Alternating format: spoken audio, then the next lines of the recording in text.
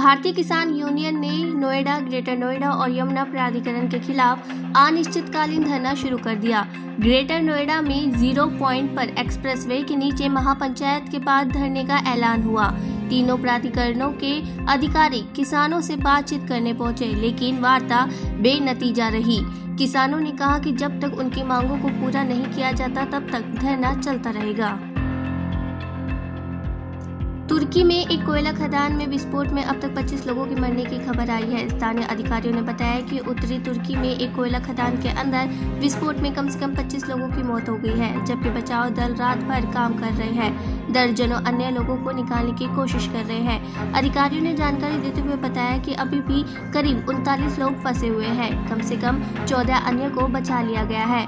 विस्फोट प्राटिन प्रांत के अमसारा शहर की एक खदान में हुआ। धमाके का कारण पता लगाया जा रहा है। तुर्की की आपदा प्रबंधन एजेंसी AFAD ने कहा कि कई बचाव टीमों को घटनास्थल पर भेजा गया है।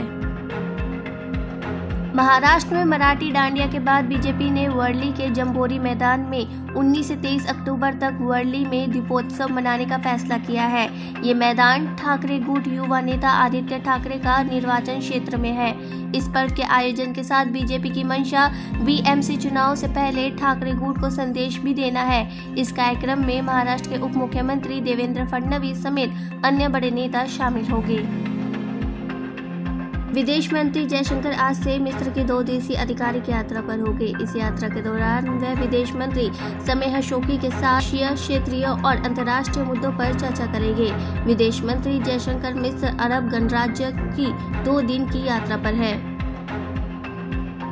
जम्मू कश्मीर के बांदीपुरा जिले के बड़ियारा और कंबाती गांव क्षेत्र के बीच बांदीपुरा सोपोरो सड़क पर IED का पता चला है। मौके पर बम निरोधक दस्ते को बुलाया गया है। एहतियात के तौर पर सड़क पर वाहनों की आवाजाही रोक दी गई है। प्रधानमंत्री नरेंद्र मोदी ने शनिवार को गुजरात में नर्मदा जिले के एकता नगर में आयोजित किए गए कानून मंत्री और कानून सचिवों के अखिल भारतीय सम्मेलन के उद्घाटन सत्र को वीडियो संदेश के माध्यम से संबोधित किया। देश में एक बार फिर दूध के दाम बढ़ गए हैं। अमूल ने प्रति लीटर दूध की कीमत में 2 रुपए की वृद्धि की है। भारत में चल रहे हिजाब विवाद की लपटें यूरोप तक पहुंच गई है। अब यूरोप की सुप्रीम कोर्ट ने इस विवाद पर बड़ा फैसला लिया है। The court of justice of the European union ने हिजाब को लेकर कहा है कि यूरोपीय संघ की 27 देशों की प्राइवेट कंपनियां वर्क प्लेस पर जब हिजाब पर प्रतिबंध लगा सकती है। EU की टॉप कोर्ट ने यह माना है कि अगर किसी कंपनी ने सिर या मुंह ढकने पर बैन लगा रखा है तो ये नियम हिजाब पर भी लागू होगा। भारतीय football team AFC under 20 championship में ग्रुप H के क्वालिफायर में इराक से 2-4 से हार गई। मैच का पहला गोल दूसरे ही मिनट में इराक के लिए अब्दुल रज्जाक कासिम ने किया। भारत के लिए गुरप्रीत सिंह और टाइसन सिंह ने मौके बनाए, लेकिन गोल नहीं कर सके। गुरप्रीत सिंह ने 22वें मिनट में बराबरी का गोल दागा। उन्होंने 33वें मिनट में महीसन सिंह के गोल के सूत्रधार की भूमिका भी निभाई। सुप्रीम कोर्ट ने शनिवार को सुनवाई के दौरान DU के पूर्व प्रोफेसर साईं बाबा समेत 6 आरोपियों को बरी किए जाने के बॉम्बे हाईकोर्ट की नागपुर बेंच के आदेश को निलंबित कर दिया। सुप्रीम कोर्ट ने कहा है कि समाज की भलाई को ध्यान में रखते हुए आरोपियों के खिलाफ गंभीर आरोपों के मद्देनजर अदालत ये आदेश जारी करती है। जम्मू कश्मीर के शोपियां जिले में आतंकियों ने एक बार फिर कश्मीरी पंडित पर निशाना साधते हुए हत्या कर दी। आतंकियों ने एक कश्मीरी पंडित पूरन कृष्ण भट्ट को गोली मार दी। कृष्ण भट्ट को अस्पताल ले जाया गया, लेकिन इस दौरान उसकी मौत हो गई। भारत सरकार के खिलाफ अमेरिका के वॉल स्ट्रीट जर्नल में एक विज्ञापन पब्लिश हुआ। पहले पन्ने पर पब्लिश हुआ ये विज्ञापन एक संगठन की तरफ से दिया गया है और इसमें वित्त मंत्री निर्मला सीतारमण समेत 14 लोगों के नाम दिए गए हैं। इस विज्ञापन की बात करें तो इसमें भारत के खिलाफ दुष्प्रचार करने की कोशिश की है। साथ ही निवेशकों को भारत में निवेश न करने की सलाह दी गई है। बताते चले कि अमेरिकी अखबार वॉल स्ट्रीट जर्नल के खिलाफ कई लोगों की सोशल मीडिया पर प्रतिक्रियाएं आ रही है। टाटा ग्रुप की कंपनी टाटा पावर की ओर से बताया गया है कि उनकी आईटी इंफ्रास्ट्रक्चर पर बड़ा साइबर हमला हुआ है। इससे कंपनी के कुछ सिस्टम पर असर पड़ा है। रिपोर्ट के मुताबिक कंपनी ने कहा है कि उसने अपने सिस्टम को दुरुस्त करने और रिट्रीव करने के लिए कदम उठाए हैं। देश में ओमिक्रॉन का एक और नया उप वेरिएंट मिला है। वैज्ञानिकों ने इसे XBB का नाम दिया है, जो ओमिक्रॉन से जुड़े सब वेरिएंट में सबसे अधिक गंभीर माना जा रहा है।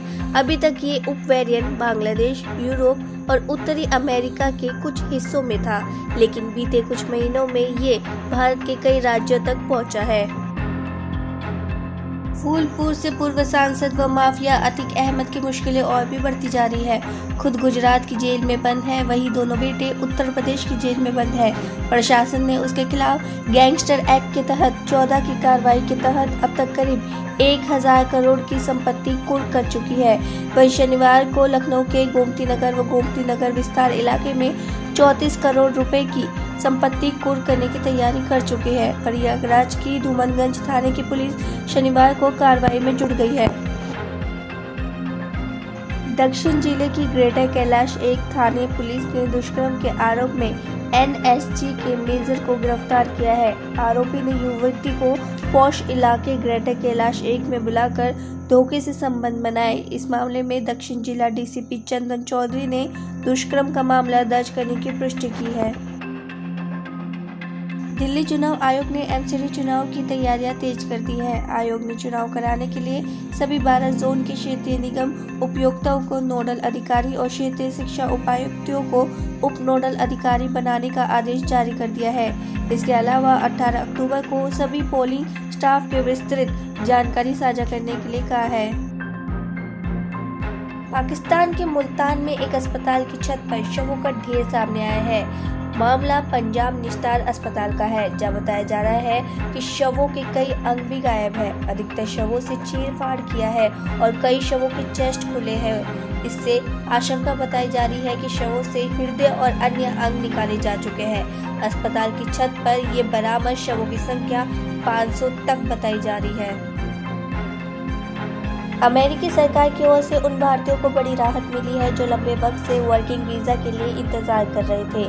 अमेरिका में काम करने वाले भारतीयों के वीजा के आवेदन को अमेरिकी दूतावास ने स्वीकार किया है। ये जानकारी दूतावास की ओर से शुक्रवार को एक ट्वीट जारी करके दी गई है। दूतावास ने 1 लाख से अधिक अपॉइंटमेंट स्वीकार किए हैं। पिछले महीने भारतीय विदेश मंत्री अमेरिका के विदेश मंत्री एंटनी ब्लिंकन के साथ मुलाकात कर ये मुद्दा उठाया था, जिसके बाद उन्होंने आश्वासन दिया था कि जल्द ही इस समस्या का हल होगा।